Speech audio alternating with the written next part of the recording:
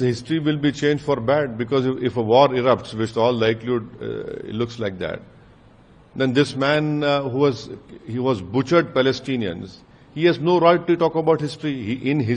There is a international criminal court, international court of justice warrant is pending against this person, who happens to be the Prime Minister of Israel, and he is doing ethnic cleansing of Palestinians in Gaza and in West Bank.